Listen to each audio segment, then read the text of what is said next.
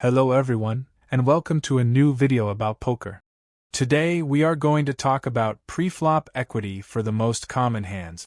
To make it easier, we will use the equity calculator tool on my website. If you don't know what equity is, you can watch my previous video about it. Go to pokerfishhook.com and click the equity calculator option. Knowing your starting equity can help you make better decisions. We will start with Overpair versus Underpair. Every time we have an overpair in this scenario, we will have around 80% of equity. For example, aces versus kings. I put kings to make it more visual, but this is the same for any underpair.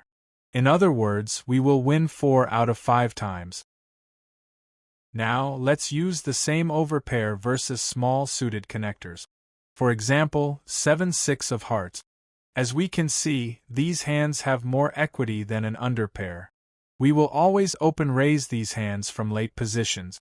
Every time we receive a 3-bet from one of the blinds, we can call it, because we are playing in position. For our next example, let's change the aces for overcards and compare them to a pair.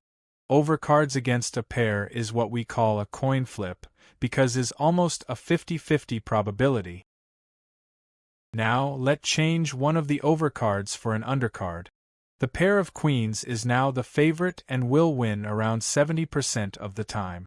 This is basically because a jack on the flop will give us a smaller pair than queens. This table shows the most common preflop scenarios. Here you can find the ones we've already reviewed and a couple of extras. Finally, we have already said that we must think in ranges, because we won't know the other player's cards.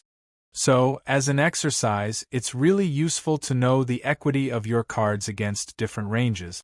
For example, if we have ace-king suited, the big blind just called our open raise, being able to call with 50% of his range.